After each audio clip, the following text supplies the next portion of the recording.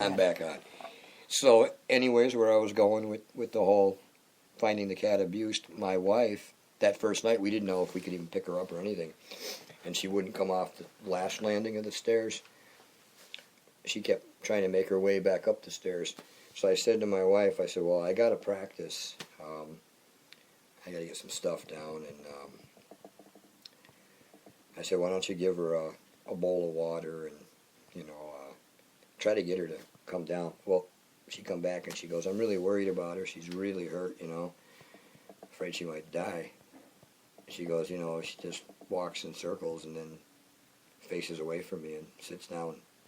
And she goes, she won't come off the 6th floor. And I went up there. It was so hot. I mean, you want to puke the second you get up there. I mean, it's the middle, and we're talking 100-degree, humid August days. That place didn't cool off in the night up there. It was just awful, But she wanted to be up there because she obviously something hurt her and scared her down below. And I says, you don't want to pick her up because I'm like, we don't know a whole lot about this cat. I mean, what if it's... But it had a tag that it had shots, so... But I said, you don't know, what if it got in a fight with an animal and it hasn't been beaten, it's got rabies or something, or it's sick, I don't know, I'm like, you never know why it's in that condition. It did seem like it got hit, And I said, so you don't want to pick it up, and if you do, it'll probably attack you, He says, all you can do is comfort her. So the whole time I practiced, my wife sat up on that 6th level landing with that cat, the one we have, the stray cat, at the time, with a bowl of water and a plate of food, hoping it would eat and drink. She said it took a few licks and then it turned away from her and sat down. And she stayed up there the whole 2-3 hours we were practicing. And she said she sang lightly to the cat to comfort her. And I remember thinking, wow, I mean, it was ripping hot up there. She come down. That's just the kind of person my wife is. How can you not love somebody like that, I mean... Let me do a little bit of this song that I sang to her? So anyway, in a minute, yeah. Okay. So anyways, the cat survived. That was a tough night because we all came home that night. And if you guys have animals or pets, you get attached to them. And to see something like that come so far from almost wild to start to trust you to go find her in that condition and then think she's going to die overnight, I thought I had a concussion. That night, my boy cried. Matter of fact, I don't even think he went to school the next morning because he was so distraught over it because he loved Millie, None of us slept easy that night, And it seems so minuscule, an animal, a cat, stray cat, but, it just bothered me. So, the following day we went back. And we couldn't go back in the day because we decided if we went back in the daytime, well, the mill would be running, people would be there. We didn't want to draw any attention to her because whoever had done this to her could get to her, and, so we just decided to wait till work hours were over. And we did. We went down there, and it was ripping hot. And I'll be doggone, she come down the stairs, and her ears were back up, and her eyes were bright, but she was scared. You could tell she was freaked out. She still had a lump on her. But I went all the way up to the 6th floor. She had eaten all the food and drank all the water through the night and that day. And at that point, I picked her up, and I carried her down to the space, and we put her in there until she got better. Over time, we brought her home here. We actually tried to bring her home a couple times, but she freaked out, so we brought her back. And then as more people moved into the mill, there was a Russian guy who partied real heavy and had a lot of company in the mill. And I think it got on her nerves. And one night I went down there and I just put the cat box out and the carrier, and I said, you want to go home? You want to go home and live with us? And she went right in there, sat down, folded her arms under her, and started purring. So we brought her home, got her in the house. She never freaked out, never mailed to go back. She's been here now 3 years. And she's come a long way. And the funny thing is, she guards my wife. I mean, you can say what you want about animals and intelligence and gratitude, but the first few months she was here, me and my wife one morning, I went in the bedroom, and we were bickering. Not really fighting, kind of bickering. But I got on her, and I started tickling and bugging her. She's telling me to stop, and she's slapping me, and I'm tickling her more. And goddamn cat come out of this room, went right up my back. Well, got right into me, bit me, and it was on me with all four. I mean, and when I look back, its ears were flat. And I had to have my wife talk nice to her. We had to get her to dislodge because I guess the cat thought I was hurting my wife and was going to kill me. And I said, man, that's loyalty. And every time my wife sings, the cat, that's why I post those videos of her singing, because the song she sang to that cat that night and that landing was Somewhere Over the Rainbow Softly. And the cat, it's the cat's favorite song. I mean, it's really weird. I'm actually going to show you the cat. And it loves my wife. I mean, it loves all of us, but I mean, that is really her cat for what she's done. And there's Hey, Millie. And the other cam. Hey, Millie. How are they seeing two cams, though? They're seeing this one right now. This is the one that's... So they're not seeing me at all? They're seeing the other one. They're not seeing you right now. Hey, Millie. Somewhere over the rainbow, birds fly over the rainbow. Why, then why can't I? Wow.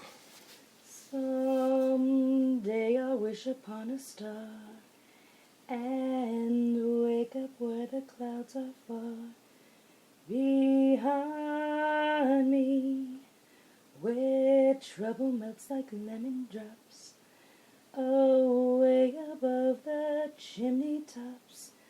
That's where you'll find me. Somewhere over the rainbow, birds fly over the rainbow. Why, then why can't I? Wow. I love that cat. And the cat will actually try to sing with her. It's the funniest thing, man. It'll try to match her in meow tones and everything. It's nutty, man. And it's just so weird how that cat is as loyal as it is. So that's why we love our Millie so much. And I think Millie, for Millie, it's like, I look at her when she's on the end of my bed and she's all calm. She's protected and warm. And she's such a smart cat. I mean, she'll give you both paws. And I didn't even have to train her. People say, how the hell did you get her to do that? And I says, I had a ham sandwich in the mill one time, and I gave her a piece of the ham, and she ate it, and she meowed for more, and I gave her some more, and she meowed again. So she was sitting down. I told her, I said, sit, and she sat. And I said, give me your paw. She looked at me and meowed. And I said, And I said, give me your paw. So I took and I touched her paw. And I said, touch me with the paw. I said, touch me with that paw. And I held the ham. And I think I had to, and she kept meowing, and she'd stand up and try to get the ham. I'd pull her away.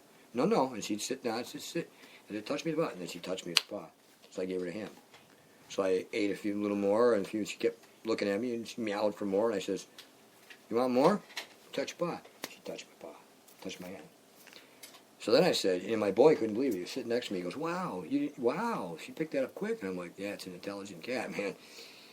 So then the second time I says, you want some? She touched my paw. I go, no, other paw. I go, other paw. And I touched the other paw. And brought the hand back up. She kept touching me with the left paw. And I said, no, other paw. And then, I'll be a son of a gun. She touched me with the other one. So now we have this thing where I'll be like, you want a treat? And I'll be like, touch paw. And she'll touch me. And I'll be, touch other paw. And she'll touch me with the other one. And I can go and, back and forth. And I still do that with her from time to time so she doesn't forget it. But, I mean, to pick that up that quick, it's an intelligent animal. So, yeah, we love our cat. I love all animals.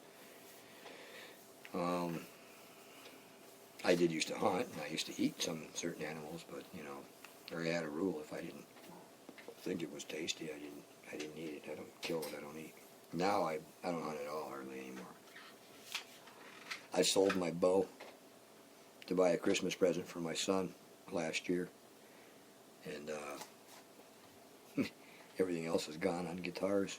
But We went fishing this year, though. oh yeah, I still love fishing. Yeah, but I only got to go fishing twice this year. Yeah. But it was fruitful. Yeah, we got some nice rainbows. We cooked them all up. Mine was 13 inches.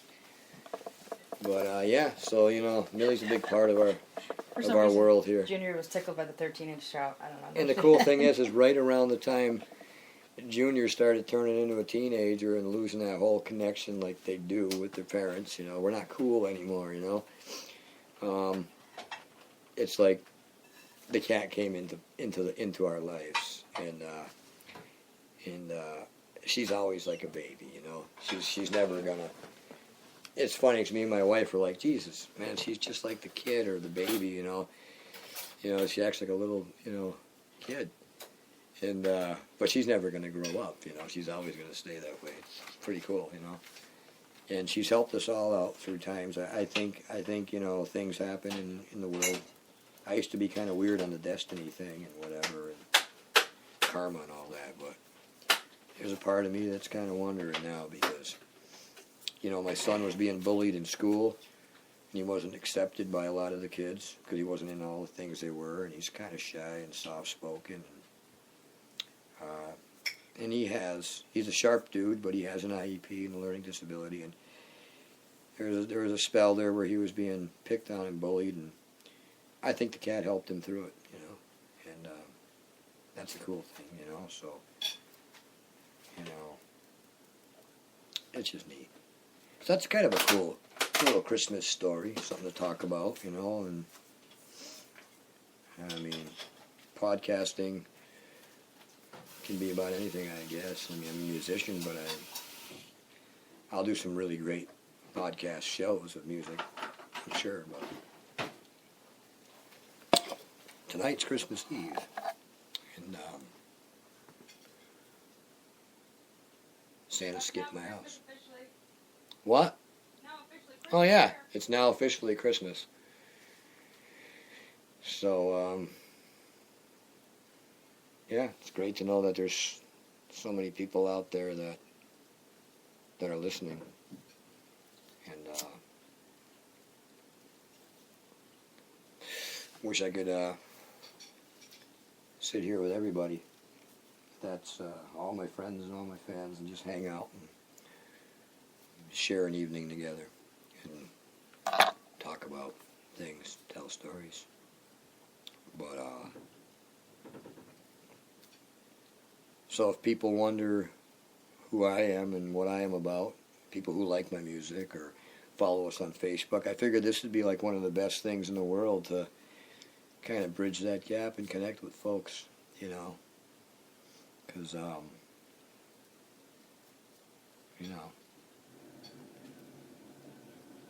I mean, this is where it all comes from. And I still don't think I'm that much of an interesting guy. That's the funny thing is all the attention that the music is given me.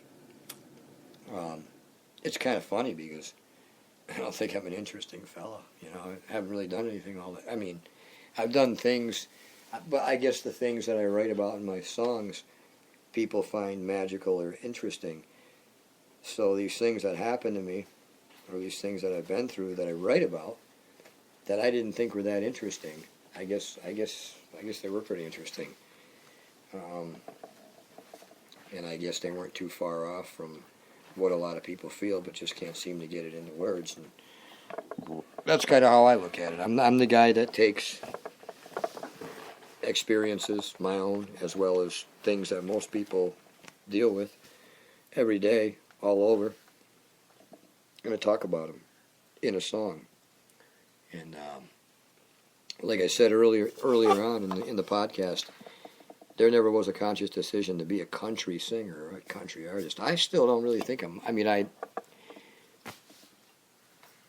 I like country, the old country, and I've grown very fond of a lot of country music, but I really grew up on rock. And